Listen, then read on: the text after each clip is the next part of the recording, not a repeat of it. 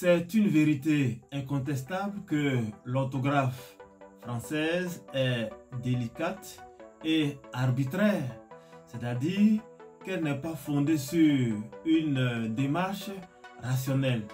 Par exemple, nous avons le verbe appeler qui prend un L et le verbe interpeller qui prend deux L, sans qu'il y ait une raison valable d'expliquer cette différence.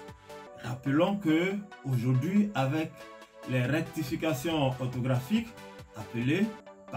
interpeller s'écrit maintenant comme appeler. Dans cette pause linguistique, nous voulons donner quelques astuces enjouées pour aider quelquefois les jeunes apprenants et tout le monde à orthographier comme il se doit.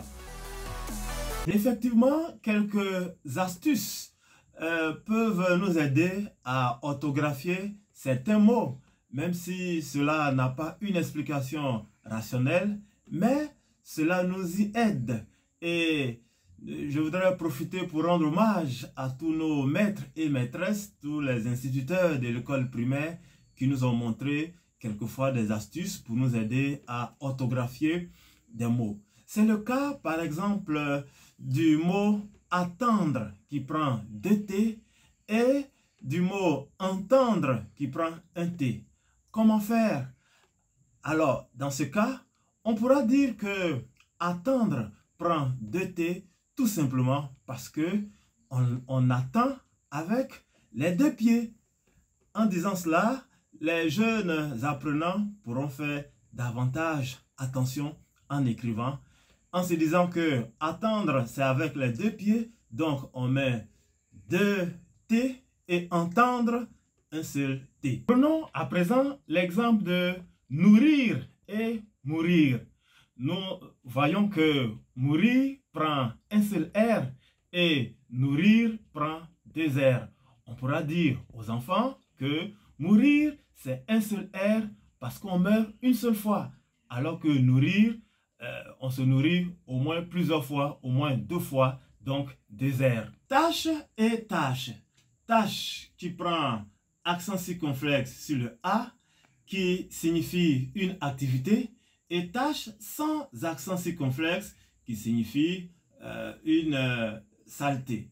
Alors, on pourrait dire que tâche accent circonflexe qui signifie activité, on met donc l'accent circonflexe justement parce que notre activité va consister à débarrasser ce A-là de son accent circonflexe. Toujours dans ce sens, on pourra dire que tôle prend accent circonflexe parce que l'accent circonflexe qui ressemble à un chapeau, il est donc nécessaire de mettre l'accent circonflexe sur tôle parce que la tôle, c'est l'image d'une maison.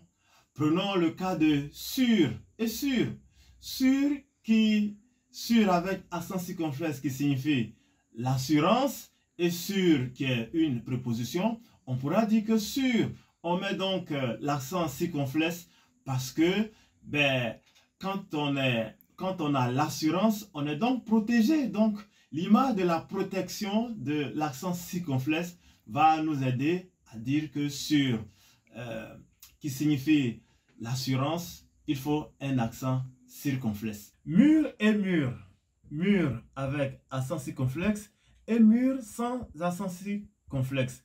Mur sans accent circonflexe désigne une barrière, alors que mur avec accent circonflexe peut s'employer par exemple dans le cadre d'un fruit. Le fruit est mûr.